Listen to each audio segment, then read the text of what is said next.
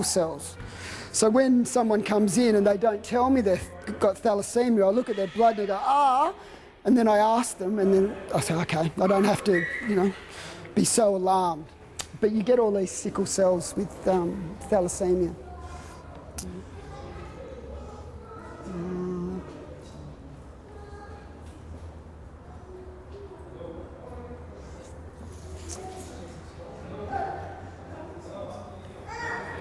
Here's another one that shows up, these blood cells here.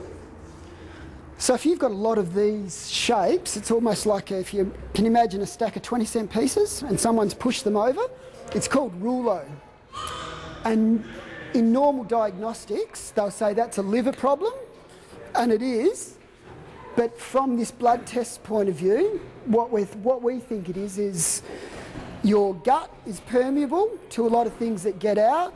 They hook onto a red blood cell, they change its charge, and instead of these being all negative and repelling each other, you get the negative, positive, and you get this clumping together of cells. So we would say it's a gut problem rather than being a liver problem. So in Western haematology, they would say it's a wholly solely liver problem. A naturopath would say, okay, no, it's a gut problem stemming from the gut and then going to the liver. So the liver's dealing with things it doesn't have to deal with, or doesn't usually have to deal with. And there's a really good line of them there.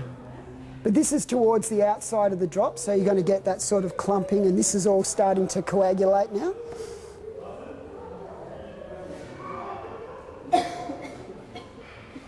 So it's only good for about 5 minutes, the blood, and then after that certain changes happen, so it's not really useful.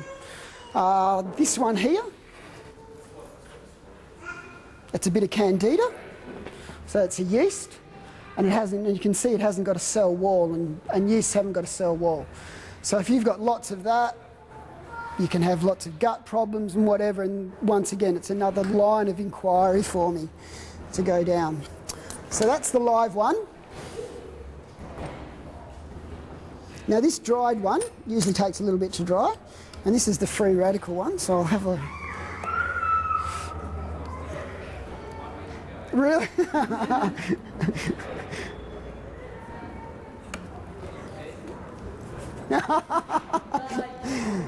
Okay.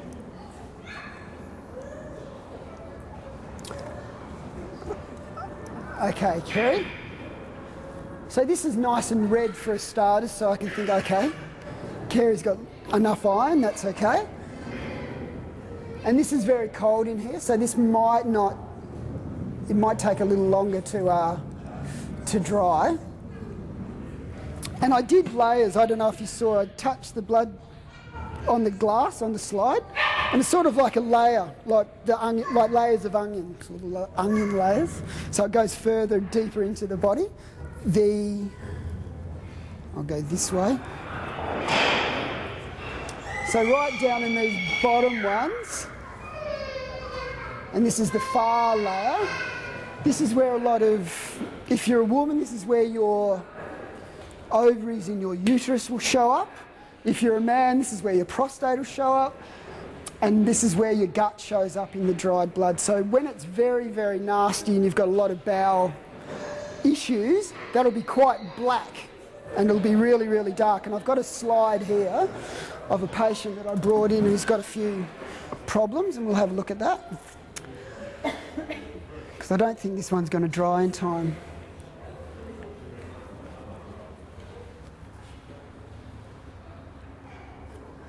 Now this could be a bit personal, we'll ask Kerry.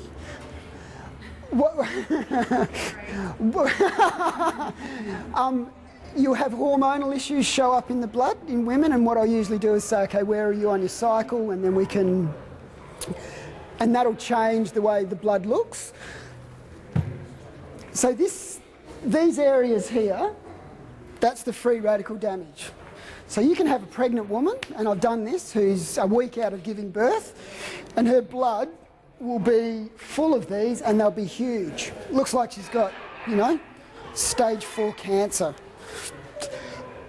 And it's just because there's so much going on in her body internally. She's just generating, she's creating this life, and it's just doubling, every minute. It's just doubling in size. So there's lots of free radicals generated. What I'll do, Kerr, is I'll let that dry. Now this is a patient, came to see me, and this woman she had viral things and she had a lot of liver stress. Now this is what will show up. If you've got, glandular fever is a common one, and you'll get these changes in the fibrin. And the fibrin is that black stuff, and it's a protein that helps your blood clot. So there's certain changes that you will get that will alert me, think, okay, I need to treat your liver, there's a viral issue going on, and that's why you're feeling sick. So this is the type of thing that will show up in the blood. And when I see that, I go, oh, okay, Barley's. This woman was very, very sick. And you can see the size of the free radical damage. So these big white areas are quite big. So she's got a lot of stuff going on internally. Her diet was poor, and she had a... Oh yeah, she knew she was ill. Yeah.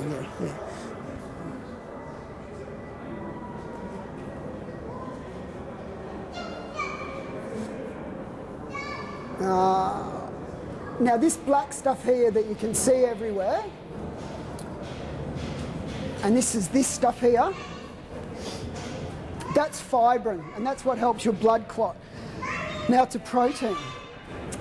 Now if you're a vegetarian, usually you're quite low in that, and so what it'll show up as, these won't be joined nice and evenly, they'll be really patchy. And I'll say, okay, your protein's lacking in your diet, this is what we'll need to do to fix that up. And then we'll talk about a whole range of things.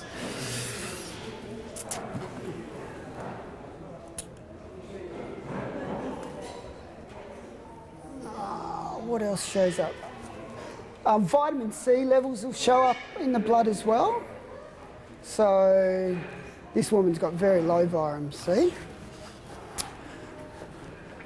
These are red blood cells, and they're sort of adhering to the side. What we want them like is this. That's what we want. Because they're all low and slatted, I can say, okay, your diet's low in vitamin C. And this woman's diet was really, it was shot. She was quite overweight and she'd had a lot of ongoing issues, but as you can see, her blood didn't look that crash hot. So what you'd want is this blood, is this sort of thing right around the drop, and that would show me that your vitamin C levels were adequate. Let's go down.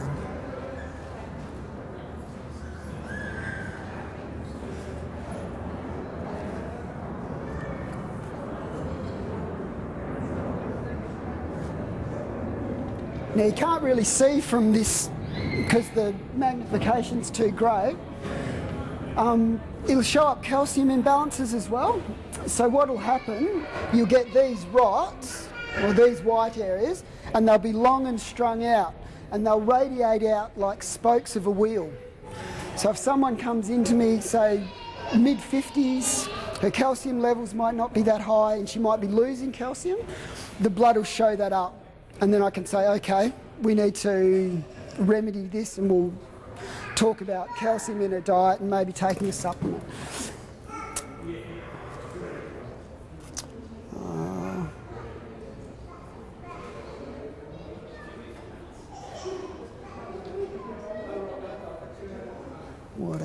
What else comes up? So I guess the aim of the game with this test is you take it, you have it, and then there's a good, you'd have at least a good month before you'd retest it to let your diet kick in, and then you'd retest it, because the antioxidants would increase, all these areas would decrease. If you've got liver problems, we try and remedy them, and you're not going to remedy them in a couple of weeks. You'd need a good month treatment to see that difference, to see that change. And then I usually keep a sample of this one. So I keep this one and I can use that as a marker. So I can watch ongoing treatment. And I've treated people over years and years, and I can go back and have a look at their blood over the years. So I can say, okay, this is where we were, and this is where we are now, and you can see that the changes that occur. What else?